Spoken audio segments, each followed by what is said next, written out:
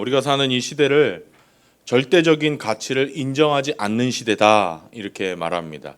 지금 사람들은 현대인들은 보면 절대라는 말을 인정하지 않습니다. 절대적인 악도 없고 절대적인 선도 없고 모든 게 다 상대적이라고 생각하는 겁니다. 절대적으로 옳은 것도 없고 절대적으로 틀린 것도 없고 상황에 따라 달라질 수 있다고 믿기 때문에 그래서 절대라는 말을 인정하기를 싫어합니다. 종교도 마찬가지입니다. 한 종교는 옳고 다른 종교는 틀렸다? 이거는 말도 안 되는 생각이다. 독선이다. 오만이다. 이렇게 생각합니다. 하나의 신이 있고 모든 종교가 다 그 신을 향해서 가는 거지 자기만의 구원받는 방법이 있는 거지 무슨 하나의 종교가 옳고 다른 종교는 다 틀렸냐 이렇게 생각하는 거죠. 그러다 보니까 가운데를 지키는 사람, 중용을 지키는 사람, 중립을 지키는 사람을 존경하고 칭찬합니다. 어느 한쪽 입장에 뛰어들지 않고 한 발 물러서서 객관적으로 관찰하고 판단하고 분석하는 태도를 가지고 있는 사람, 이런 사람을 성숙한 사람이다 이렇게 생각하는 거죠. 그러니까 어떤 입장도 주장하지 않고 이것도 수용할 수 있고 저것도 수용할 수 있고 여기서도 좋은 점을 보고 또 여기서도 좋은 점을 보고 좋은 점이 있어도 어느 한쪽에 뛰어들지 않고 어느 한쪽에 열광하지도 않는 이런 사람이 제일 존경한 사람이라고 믿는 겁니다. 물론 가운데 자리를 지키는 게 중립을 지키는 게 좋은 점도 있습니다. 제가 볼 때 그런 분들이 있어요. 예를 들어서 고집을 부리지 않아야 되는데 고집을 부리는 분들이 있습니다. 또 자기가 옳지도 않은데 자기가 옳다고 고집을 부리는 사람들이 있어요. 이런 분들은 제가 볼 때 잘못된 길을 가는 거기 때문에 차라리 중립을 지키는 게 낫습니다. 그렇지만 인간에게 중립이 허락되지 않는 경우가 있습니다. 분명히 옳고 그런 게 있는데 나는 하나의 입장을 취합니다. 이렇게 말한다? 이거는 이미 중립이 아니고 자기는 그 편을 택한 거라는 사실을 알아야 됩니다. 분명히 맞고 틀린 게 있는데 나는 중립이다. 이렇게 말한다면 나는 틀린 쪽 편을 들고 있다는 겁니다. 중용이라든가 중립의 위험이 저는 바로 여기에 있다고 생각합니다. 중립을 취할 때 취해야지 중립이 허용되지 않는 경우에도 중립을 취한다? 이거는 불의의 편에 서는 대표적인 경우가 되는 겁니다. 오늘 본문에 등장하는 빌라도라는 사람이 바로 거기에 해당되는 대표적인 인물입니다.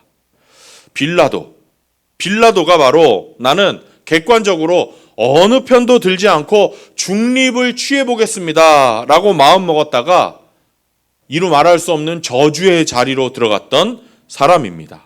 오늘은 중립의 위험성이라는 제목으로 함께 말씀을 생각하면서 은혜를 나누도록 하겠습니다. 먼저 첫째로 빌라도가 처한 상황을 한번 살펴보겠습니다. 빌라도가 처한 상황.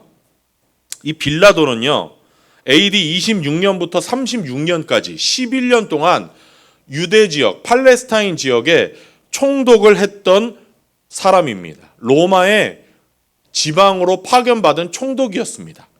그런데 제가 볼 때 인류 역사에서 손에 꼽을 만큼 불행한 인물이 바로 빌라도입니다. 우리 교회 예배 드릴 때마다 시작할 때 함께 외우는 게 있습니다. 사도신경이죠. 나는 전능하신 아버지 하나님 천지의 창조주를 믿습니다. 나는 그의 유일하신 아들 우리 주 예수 그리스도를 믿습니다. 그는 성령으로 잉태되어 동정녀 마리아에게 나셨습니다. 성부, 성자, 성령에 대한 믿음을 먼저 고백하는 거예요. 그 다음에 나오는 이름이 뭔지 아세요? 본디오 빌라도에게 고난을 받아서 죽으셨습니다.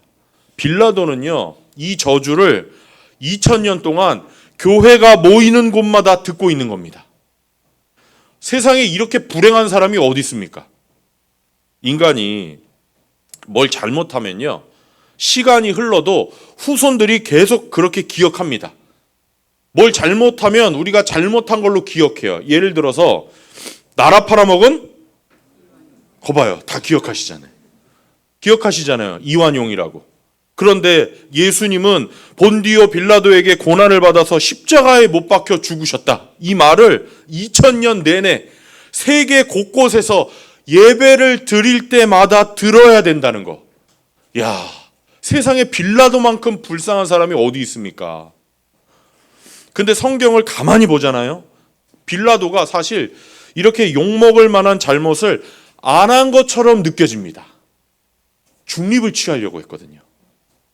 어쩌다 보니까 예수님이 체포됐을 때 유다 지역의 총독이었고 사람들에게 몰려서 재판을 안 하기가 어려웠고 그 과정에서 빌라도는 어떻게든 우리 눈으로 보면 예수님을 풀어주려고 굉장히 애를 많이 쓰는 것처럼 보입니다. 그렇게 애를 썼는데 기독교인들이 모이기만 하면 그놈 본디오 빌라도에게 예수님이 고난을 받고 십자가에 못 박혀서 죽으셨다라고 고백하는 겁니다. 왜 이런 저주의 대상이 되었을까요? 빌라도의 문제는 중립을 지킬 수 없는 위치에서, 중립을 지켜서는 안 되는 위치에서 중립을 지키려고 했기 때문입니다. 우리 인간에게는 중립이 허용되지 않는 경우가 있습니다. 그게 언제냐면 특히 신앙생활에 대한 경우예요. 예수님에 관한 한 우리는 중립을 지킬 수가 없어요. 그런데 빌라도는 끝까지 한번 내가 중립을 지켜보겠다 애를 썼습니다. 자, 예수님이 제사장에게 신문을 받으신 뒤에 총리가 사는 공간으로 보내졌습니다. 총독인 빌라도가 사는 공간입니다. 그 다음 날이 예수님이 총독 빌라도의 집으로 보내진 다음 날이 유월절이었기 때문에 유대인의 율법에는 몸이 부정하면 유월절을 지킬 수가 없었으니까 그 잔치에 참여할 수가 없었으니까 그 총리 공관으로 몰려간 유대인들이 이방인의 집에 들어갔다가 부정해질까봐 이방인인 총리 빌라도의 공관에 들어가지를 못합니다. 그 들어가지 못하고 밖에서 기다려요. 그래서요, 영화를 봐도 그렇고 성경을 봐도 그렇고 빌라도가 들락날락하면서 재판을 해요. 유대인들은 밖에 서 있고요. 빌라도랑 예수님은 안에 있어요. 그래서 영화를 보시면 빌라도가 테라스 같은 데 나와서 유대인들한테 말하고 예수님한테 들어가서 이야기하는 이유가 바로 그겁니다. 빌라도는 처음부터 별로 재판에 끼고 싶지 않았습니다. 29절 한번 볼까요? 29절 시작. 빌라도가 그들에게 나와서 사람들은 이 사람들을 무슨 일로 고발하는 거요? 하고 물었다. 빌라도가 이렇게 말하니까 대답하는 사람들이요, 유대인들인데 유대인이 대답을 아주 퉁명스럽게 합니다. 30절입니다. 시작. 그들이 빌라도에게 대답하였다. 이 사람이 악한 일을 하는 사람이 아니라면 우리가 총독님께 넘기지 않았을 것입니다. 이게 왜 퉁명스러운 대답이라고 제가 말씀드리냐면요, 당시 이스라엘 나라는 로마 제국의 통치 아래에 있었는데 이스라엘 사람들에게는 정치적인 문제도 중요했지만 그 사람들에게 제일 중요한 건 종교 문제였습니다. 근데 자꾸만 종교적인 문제를 갖고 와서 유다 지역을 다스리는 총독들에게 재판을 해달라고 하는 거예요, 유대인들이. 그러니까 총독들이 아주 파견되는 총독들마다 질려버렸어요. 로마인들은 유대교를 잘 모르잖아요. 그래서 나는 니네들이 아무리 얘기해도 잘 모른다. 그러니까 그런 거는 니네들끼리 알아서 처리해라 하고 국회 비슷한 조직을 하나 만들도록 허락해 줬는데 그게 뭐냐면 바로 공회입니다. 공회. 사내들인 공회. 지금 우리가 사도신경에서 고백하는 공회랑은 다른 겁니다. 사도신경에서 고백하는 공회는 공교회의 줄임말입니다. 이 공회는 그 로마 시대에만 있던 것입니다. 공회. 이 공회에서 종교적인 문제는 알아서 다루지만 정치적인 문제, 특히 사형에 해당되는 정치적인 문제가 있을 때는 반드시 총독의 허락을 받아야 됩니다. 사형은 함부로 시킬 수가 없는 거예요. 종교적인 이유로 벌을 받아야 될 때는 사내들인 공회에서 징계를 내릴 수 있지만 사형만큼은 안 되는 겁니다.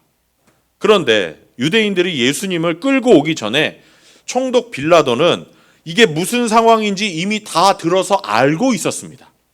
그래서 이게 뭐냐? 니네들 이 사람을 왜 나한테 고발하냐라고 물었고 유대인들이 화를 내는 겁니다. 보통은 종교적인 문제를 총독에게 갖고 오면요, 총독들은 그러냐? 난 잘 모르니까 니네가 알아서 해라 하고 도장만 찍어줬습니다. 그런데 갑자기 빌라도가 이 일을 제기하면서 질문을 하니까 우리가 당신이 처리해야 될 문제가 아니면 갖고 온 적이 있습니까? 갖고 올 리가 있겠습니까? 하면서 화를 내면서 말을 퉁명스럽게 지금 하는 겁니다. 여기서부터 본문을 계속해서 살펴보면 빌라도의 성품이 나타나는데, 역사책을 봐도요, 이 빌라도라는 사람은 굉장히 고집이 세고 성격이 못된 사람으로 기록이 되어 있습니다. 빌라도가 피하려고 합니다. 31절 한번 읽어보겠습니다. 31절 시작. 빌라도가 그들에게 말하였다. 그를 데리고 가서 당신들의 법대로 재판하시오. 유대 사람들이 우리는 사람을 죽일 권한이 없습니다 하고 대답하였다. 내가 보기엔 이거 종교적인 문제다. 내가 할 게 아니다. 그러니까 유대인들이 뭐라고 대답하죠? 우리는 사람을 죽일 권한이 없습니다. 이 사람은 죽을 일을 저질러서 끌려온 거기 때문에 총독인 당신이 재판을 해야 됩니다.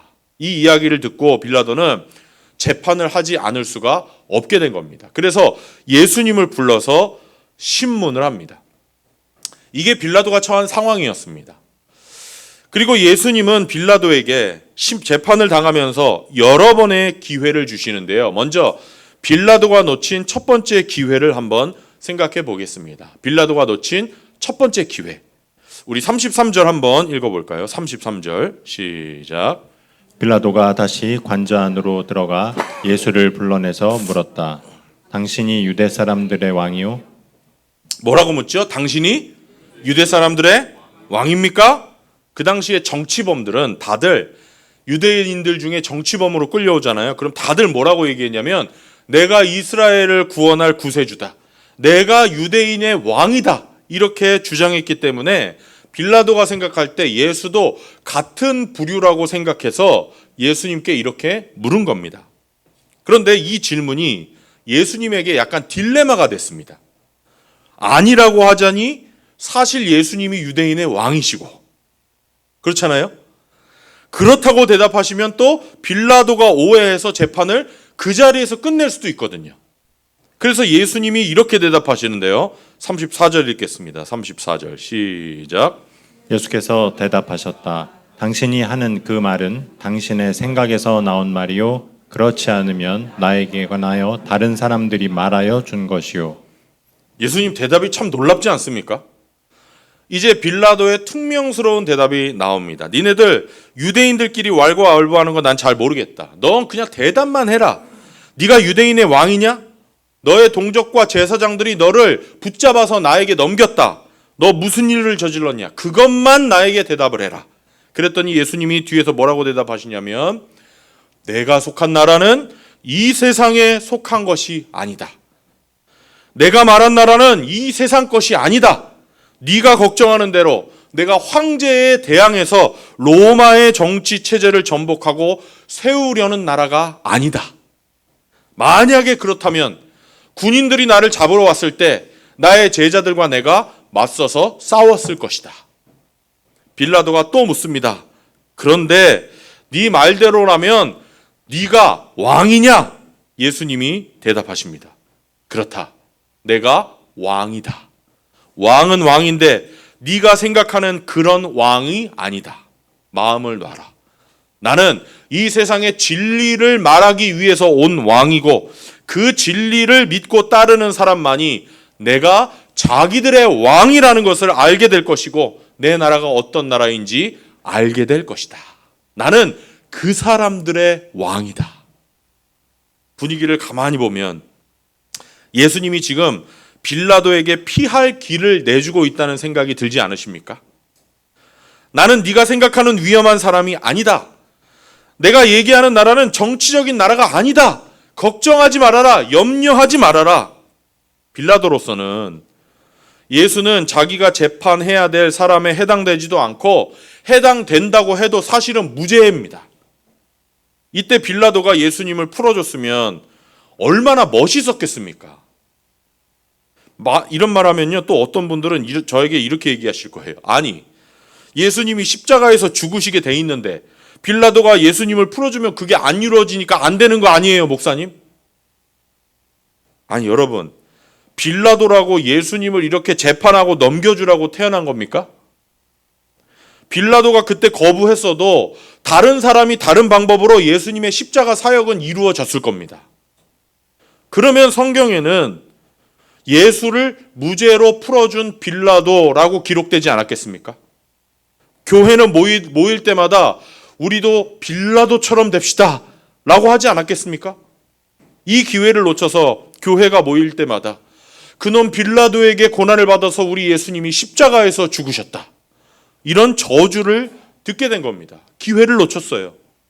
빌라도의 문제가 뭡니까? 빌라도는 예수님이 무죄라는 사실을 확실히 알았습니다. 빌라도는 예수님이 무죄인 걸 알았어요. 그래서 반복해서 하는 얘기가 있어요.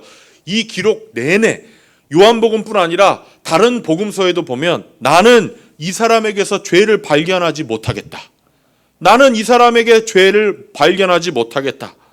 그런데 빌라도로서는 예수를 놔주는 게, 풀어주는 게 사람들이 볼 때 누구 편을 드는 거예요? 예수님의 편을 드는 거예요. 그래서 중립을 취하려고 합니다. 중립을 취하려고 한 게 빌라도의 문제였습니다.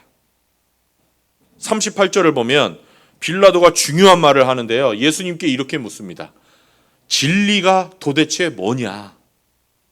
예수님이 진리 얘기를 하셨거든요. 그러니까 콧방귀를 끼면서 빌라도가 예수님께 한 말이에요.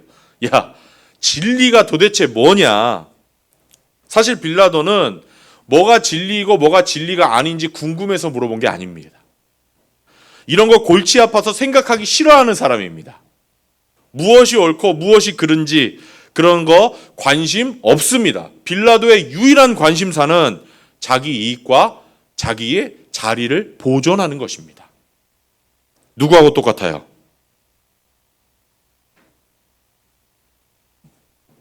나하고 똑같지 않아요? 여러분, 진리에 관심이 있으세요? 내 이익에 관심이 있으세요? 진리에 관심이 있으세요?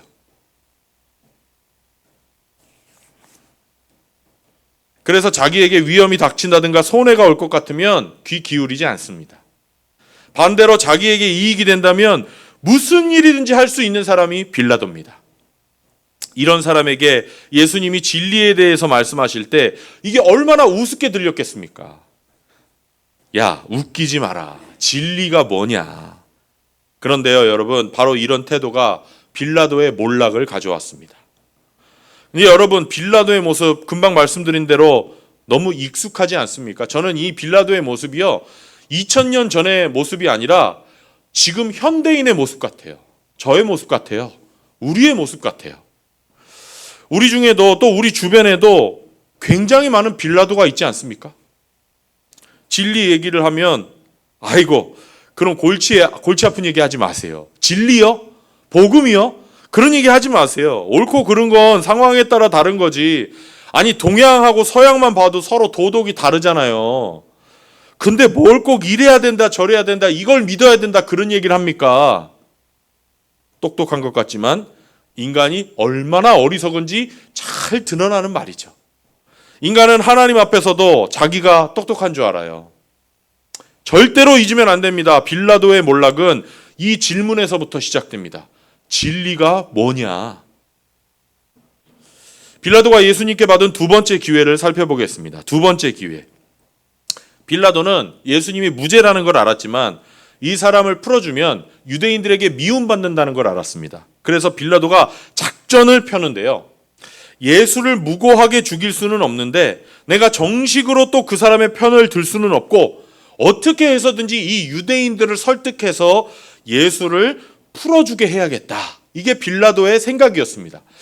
빌라도가 똑똑해요? 별로 안 똑똑해요? 어때요, 여러분? 굉장히 똑똑한 정치인이라는 걸 아시겠죠?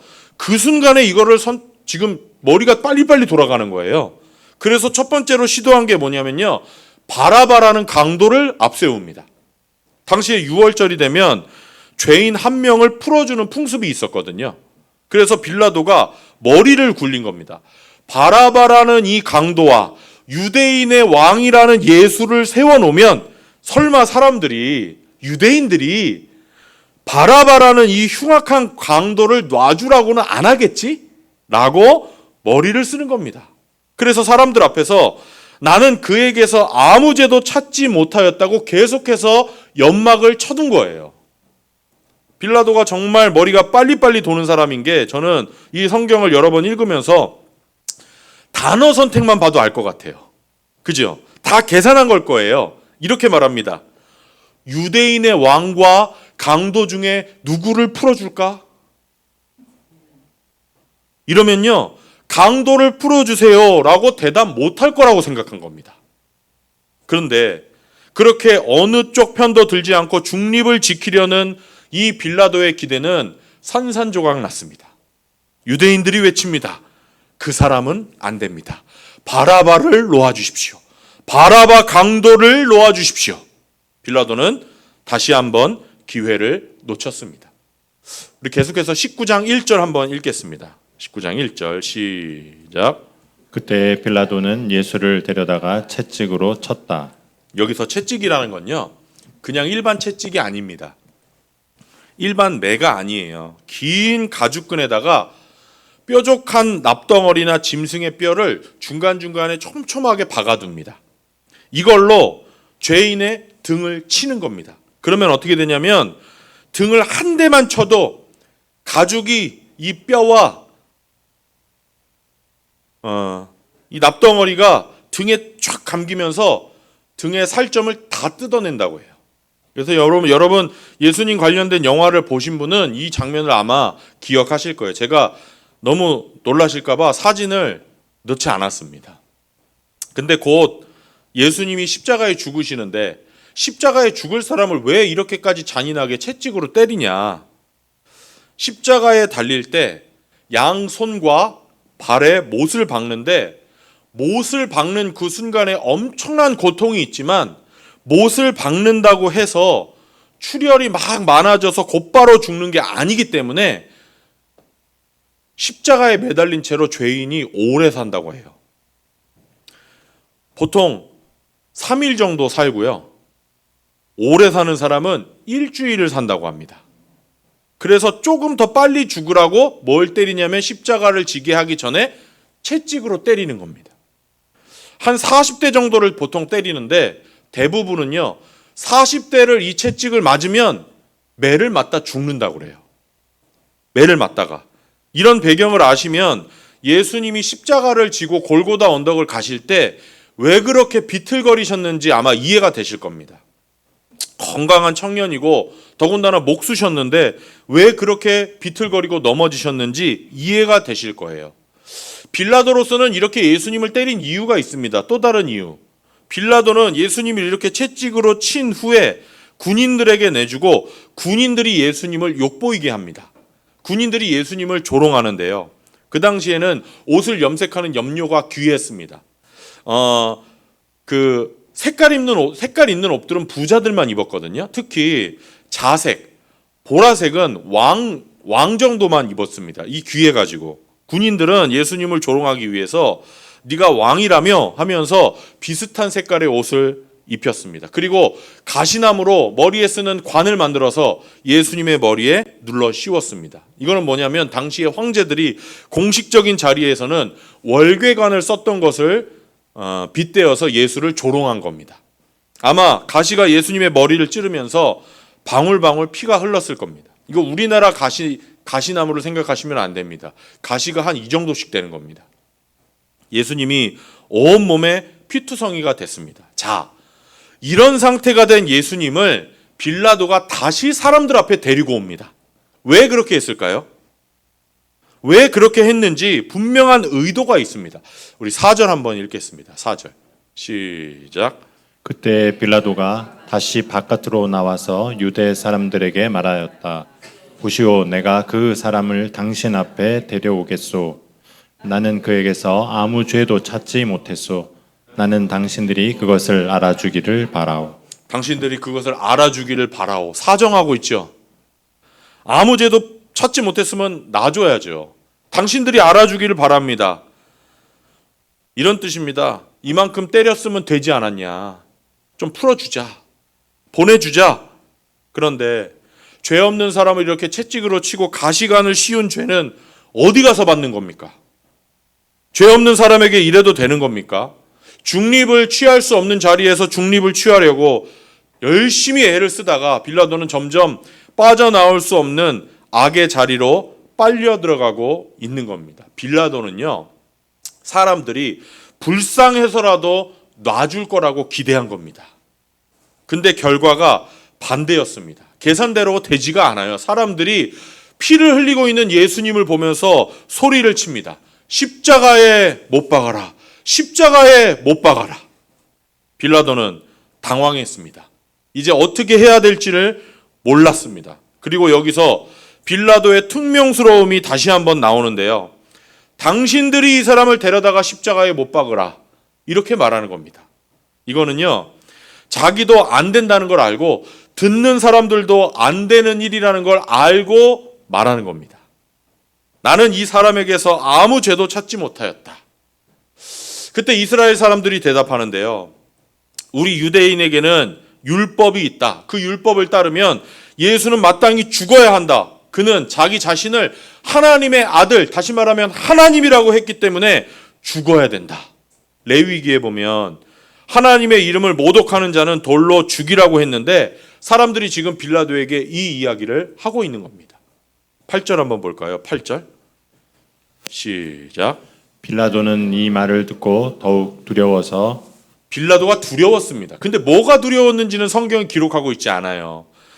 하나님의 아들이라는 게 두려웠는지, 아니면 이제는 내가 정말 빠져나갈 길이 없구나 생각해서 두려웠는지 모르겠습니다. 아무튼 두려웠어요. 예수님을 다시 빌라도가 부릅니다. 그런데 읽어보시면 아시겠지만 빌라도가 할 말이 없었던 것 같아요.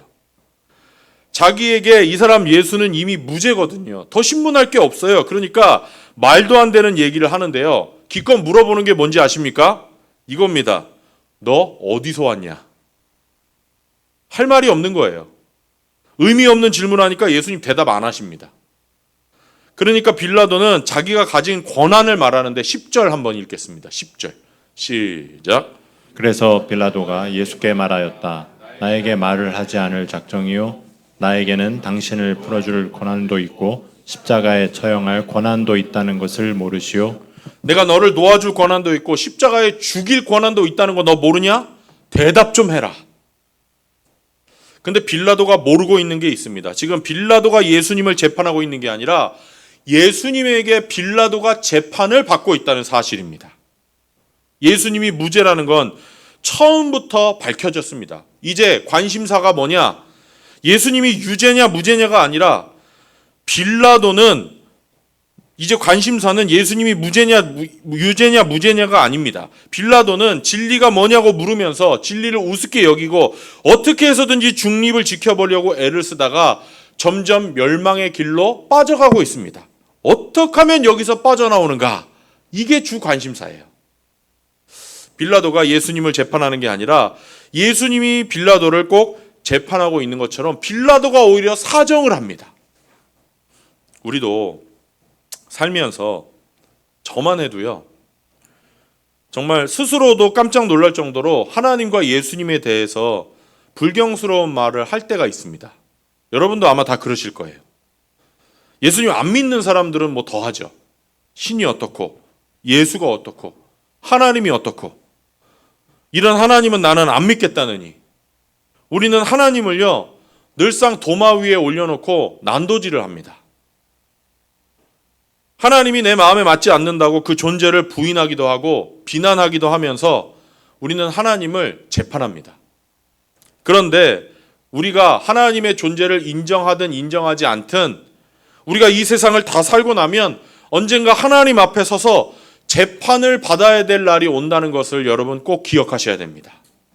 그때 아마 이렇게 생각하실 겁니다. 내가 왜 그때 그런 얘기를 했지? 내가 그때 예수 믿을 수 있는 기회가 있는데 왜 놓쳤지? 내가 어떻게 그 귀하신 하나님에 대해서 이런 말을 그 순간에 했지? 가슴을 치면서 후회할 날이 반드시 올지도 모릅니다. 내가 하나님을 어떻게 생각하는지 여러분 이거 중요한 거 아닙니다. 우리 인간의 착각이에요. 내가 하나님을 어떻게 생각하는지가 중요한 게 아니에요. 하나님이 나를 어떻게 생각하시는지가 중요한 겁니다. 빌라도가 놓친 마지막 기회를 살펴보겠습니다. 세 번째 빌라도가 놓친 기회. 예수님이 여기서 빌라도에게 다시 한번 기회를 주시는 것 같은데요. 우리 11절 말씀 읽겠습니다. 11절 시작. 예수께서 대답하셨다. 위에서 주지 않으셨더라면 당신에게는 나를 어찌할 아무런 권한도 없을 것이요. 그러므로 나를 당신에게 넘겨준 사람의 죄는 더 크다 할 것이요. 아멘. 네가 권한을 갖고 있다 말하는데 그거 하나님이 주신 것이다. 네가 가진 권한은 하나님이 주신 거기 때문에 너는 양심에 따라서 진리대로 결정하며 하나님이 봐주실 것이다. 이 말씀에는 저는 이런 의미가 있지 않나 생각합니다. 그런데 빌라도는 여전히 중립의 위치를 지키려고 노력합니다. 예수님도 놔주고 유대인들에게 욕도 안 먹으려고 애를 써요. 유대인들이요, 빌라도의 약점을 봤기 때문에 이거를 허락하지 않습니다. 저는 여기서 굉장히 중요한 거를 느끼는데요. 우리 예수 믿는 사람이 죄와 세상과 사탄에 대해서 작은 약점을 보입니다. 그리고 우리가 살아가면서 그거에 대해서 요만큼 양보하면 죄와 세상과 사탄이 오케이, 그만큼 양보했으면 나 만족한다. 이제부터는 너 나랑 사이좋게 지내보자. 내가 너 더 이상 안 괴롭힐게. 이러는 거 보셨습니까? 절대로 그러지 않습니다. 이솝우화에 이런 게 있어요. 낙타를 타고 가던 어떤 상인이, 이슬람의 상인이 밤에 텐트를 치고 사막에서 잠을 자게 됐습니다. 사막에는 낮에는 굉장히 뜨겁지만 밤에는 온도가 굉장히 많이 떨어져서 추운 지역이거든요. 그래서 텐트를 치고 따뜻하게 자는데 낙타가 말합니다. 주인님, 나도 좀 들어가면 안 됩니까? 이솝우화예요, 이솝우화. 주인이 말합니다. 야 임마, 텐트가 이렇게 좁은데 네가 어떻게 들어오냐? 네가 들어올 자리가 어딨냐? 아니 그럼 머리만 좀 들이밀게 해주세요. 알았다. 네가 나 태우고 다니느라 고생하니까 머리만 넣어라. 머리만 넣게 했습니다. 조금 있다가 낙타가 다시 말합니다. 아, 머리를 넣으니까 앞발이 시려운데 앞발만 조금 더 넣게 해주십시오. 그래, 앞발만 더 넣어라. 조금 있다가 아, 주인님 허리가 시려운데. 이러다 보니까 나중에 낙타가 텐트를 다 차지하고 주인은 바깥으로 쫓겨났다고 해요. 죄와 세상과 사탄이 그렇습니다. 조금이라도 양보하기 시작하면 끝까지 다 놓을 때까지 물고 늘어지는 게 죄와 세상과 사탄입니다. 유대인들도 빌라도가 예수님을 놔주려는 걸 알고 빌라도를 협박합니다. 이제 총독을 협박해요. 12절 말씀 읽어볼까요? 12절 시작. 이 말을 듣고서 빌라도는 예수를 놓아주려고 힘썼다. 그러나 유대 사람들은 이 사람을 놓아주면 총독님은 황제 폐하의 충신이 아닙니다.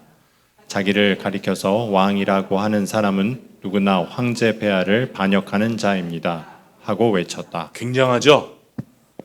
역사 문헌에 보면 지금 이 당시에 빌라도의 정치적인 후견인이 당시에 로마의 황제였던 티베리우스라는 사람의 미움을 받아서 권력을 잃어버린 상태였다고 합니다. 그러니까 빌라도의 정치적인 입지가 굉장히 불안했을 때예요. 유대인들이 이걸 지금 알고서 빌라도를 협박하는 거예요. 네가 지금 여기서 이 사람 예수 풀어주면 너는 황제한테 반역하는 것이다. 보통 사람들이 아니에요. 유대인들도. 중립을 지켜보려고 어떻게든 애를 쓰다가 점점 코너에 몰려서 이제 빌라도는 아무것도 할 수 없는 처지가 되었습니다. 빌라도가 이제 최후의 작전을 쓰는데 그게 뭐냐면 유대인에게 하나님과, 유대인들이 사랑하는 하나님과 로마의 황제 둘 중에 하나를 선택하게 하는 겁니다. 이 종교적인 사람들이 설마 로마의 황제를 선택하진 않겠지라고 생각한 거예요. 유대인은 자기들이 선민이라고 해서 엄청난 자부심을 갖고 있었거든요. 비록 다른 사람의 통치 아래 있어도 그 통치자의 최종 권위를 인정하지 않고 하나님의 권위를 인정하는 사람들이었어요. 어느 정도였냐면요. 이 로마 시대에는 황제 숭배 사상이 있었기 때문에 로마 제국 어디에나 황제 동상을 세웠거든요. 근데 예루살렘에는 못했어요. 왜 예루살렘에 못했냐? 황제 동상뿐 아니라 황제의 상징인 독수리, 로마 시대의 그 독수리 문양 있잖아요. 그걸 가지고 예루살렘에 들어갔다가 반란이 일어날 뻔했어요. 유대인들이 그만큼 목숨 걸고 안 되는 거예요. 하나님 외에 다른 신을 있게 하는 거는. 그 정도로 자존심이 강한 겁니다.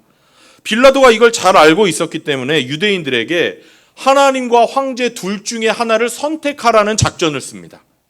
너희가 나를 코너에 몰아넣는다면 나도 너희를 코너에 몰아넣겠다.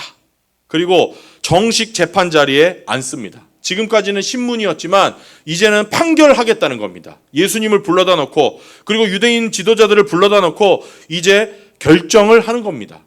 너희들의 왕을 정말 십자가에 못 박기를 원하냐? 유대인들이 뭐라고 대답했는지 아십니까? 15절 읽겠습니다. 15절 시작. 그들이 외쳤다. 없애버리시오, 없애버리시오. 그를 십자가에 못 박으시오. 빌라도가 그들에게 말하였다. 당신들의 왕을 십자가에 못 박으란 말이요? 대제사장들이 대답하였다. 우리에게는 황제 폐하밖에는 왕이 없습니다. 우리에게는 황제 폐하밖에는 왕이 없습니다. 유대인의 최고 지도자들, 대제사장들이 한 말입니다. 우리에게는 하나님이 왕이 아닙니다. 우리에게는 기득권이 왕입니다. 우리에게는 황제 폐하밖에는 왕이 없습니다. 우리의 기득권을 위협하는 예수를 없애버리시오. 바로 이 순간이 유대인이 선택된 민족으로서의 운명이 끝난 순간이었습니다. 역사 기록을 보면 티베리우스라는 당시의 황제는 이 당시 이때쯤 되면 반쯤 미쳐 있었습니다. 실제로 정신병이 걸려 있었습니다. 제정신이 아니었어요. 그런데 훌륭한 믿음의 조상들을 가지고 있는 유대인들, 이 사람들, 하나님의 율법을 가진 사람들, 메시아를 보내주겠다는 약속을 받은 이 사람들이 왕이신 하나님을 거부하고 반쯤 미쳐버린 로마의 황제를 향해서 우리의 왕은 로마의 황제뿐입니다 라고 공개적으로 선언하는 순간입니다. 이스라엘은 한 40년 뒤에 멸망하지만 사실은 바로 이 순간이 선민 이스라엘의 역사 종지부를 찍는 순간이었습니다. 동시에 빌라도가 스스로 저주의 자리로 들어가는 순간이기도 합니다. 16절 한번 읽어볼까요? 16절 시작. 이리하여 이제 빌라도는 예수를 십자가에 처형하라고 그들에게 넘겨주었다. 아멘. 빌라도도 이제 손을 터는 겁니다. 넘겨줍니다. 중간에 자기 나름대로 애를 썼지만 편을 정하지 않고 끝까지 중립을 지키려고 했다가 결국은 예수님을 십자가에 처형하는 사람이 되고야 말았던 것입니다. 이때부터 2000년 내내 우리 예수 믿는 사람들이 모이는 곳마다 그놈 본디오 빌라도에게 예수님이 고난을 받아서 십자가에 못 박혀 죽으셨습니다. 빌라도는 저주의 이름이 되고 말았습니다. 마지막 결론으로 우리는 신앙생활에 중립이 없다는 걸 기억해야 됩니다. 우리 신앙에 중립은 없습니다. 한번 따라서 하겠습니다. 신앙에 중립은 없다. 우리에게 중립이 필요할 때가 있습니다. 그렇지만 그게 우리를 저주의 자리로 몰아넣을 수 있다는 것을 기억해야 됩니다. 많은 분들이 이 빌라도라는 사람에 대해서 동정심을 느낍니다. 나도 그 자리에 있었으면 사실 나도 그렇게 할 수밖에 없었을 거다. 저도 그렇게 느낄 때가 있고요. 많은 분들이 그렇게 생각합니다. 야, 어떡하겠냐. 당장 정치 생명이 끝나고 많은 적들이 자기를 무너뜨릴지 모르는데 그 빌라도의 불안한 위치를 한번 생각해 봐라. 그럴 수밖에 없지 않겠냐. 그런데 이런 우리의 생각을 뒤집는 한 사람이 성경에 나옵니다. 기록이 되어 있습니다. 이 사람은 빌라도보다 훨씬 더 높았던 사람입니다. 빌라도도 자기의 정치적인 위치가 좀 불안했는지 모르지만 이 사람은 빌라도보다 그 정치적인 위치가 훨씬 더 불안했던 사람입니다. 왜냐하면 대제국에서 소수민족 출신으로 황제의 다음 가는 총리가 됐던 사람이었기 때문입니다. 그게 누구냐면 여러분이 잘 아시는 다니엘이라는 사람입니다. 다니엘은 유대인으로서 페르시아 제국의 총리 2인자가 되었습니다. 많은 적들이 다니엘을 무너뜨리기 위해서 음모를 꾸몄습니다. 다니엘은 하나님을 섬기는 경건한 사람이었기 때문에 하루에 3번씩 자기 민족의 성전이 있는 예루살렘을 향해서 기도했습니다.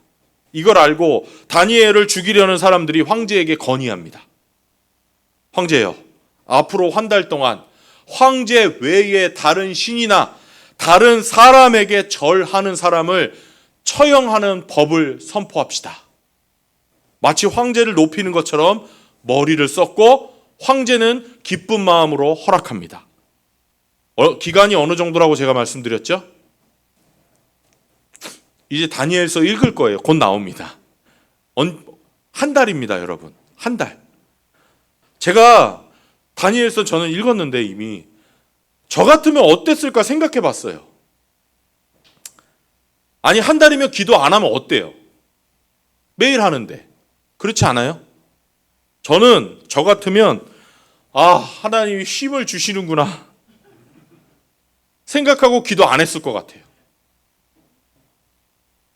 아니면 창문 닫고 하면 되잖아요. 다른 사람 눈에 안 띄게 하면 되잖아요, 기도를. 근데 다니엘은요, 자기가 하는 대로 동쪽을 향해서 집 창문을 다 열고 하루에 3번씩 똑같이 기도합니다. 정적들에게 체포되었습니다. 감옥에 갇혔습니다. 근데 황제가 다니엘을 무척 사랑했어요. 아꼈습니다. 다니엘이 그 법에 걸려들었다는 걸 알고 깜짝 놀랐지만 황제 자기가 내린 법이었기 때문에 스스로도 취소할 수가 없었습니다. 다니엘은 법대로 사자굴에 던져졌고 배가 고파서 으르렁대는 사자들이 있는 구덩이에 던지면서 황제가 너무 슬퍼서 먹지도 않고 마시지도 않고 잠도 자지 못했습니다. 다음 날 내가 사랑하는 신하 다니엘의 뼈나 남았을까 하고 사자굴로 가보니까 다니엘이 멀쩡하게 살아있는 겁니다. 천사가 사자들의 입을 막아줬습니다. 황제는 이게 다니엘의 죄가 없다는 증거라고 인정하고 다니엘을 모함한 사람들을 잡아다가 사자굴에 던집니다. 땅에 떨어지기도 전에 사자들이 점프를 뛰어서 그 사람들의 몸을 갈기갈기 찢어서 먹어버립니다. 결국 어떻게 됐는지 아십니까? 황제가 온 제국에 황제의 칙령을 반포합니다. 다니엘서 6장 26절입니다. 읽겠습니다. 시작. 내가 다음과 같이 법령을 공포한다. 내 나라에서 나의 통치를 받는 모든 백성은 반드시 다니엘이 섬기는 하나님을 공경하고 두려워하여야 한다. 살아계신 하나님이 영원히 다스리신다. 그 나라는 멸망하지 않으며 그의 권세는 무궁하다. 할렐루야. 다니엘은요, 편을 정했습니다. 하나님 쪽을 택했습니다. 하나님이 역사하셔서 다니엘을 살려주셨을 뿐만 아니라 다니엘을 통해서 페르시아 온 제국에 하나님의 영광이 드러나게 하셨고 다니엘은 3개의 나라에서 총리를 하게 됩니다.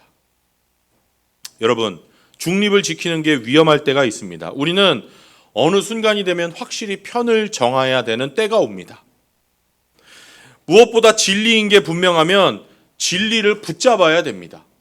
분명한 사실, 분명한 진리가 있는데 선택의 순간에 중립을 택하는 것은 비진리를 택하는 거고 악의 편에 서는 겁니다. 그런데 성경은 참된 진리는 어떤 사상이 아니라고 말합니다. 참된 진리는 오직 우리 주 예수뿐이다 라고 말해요.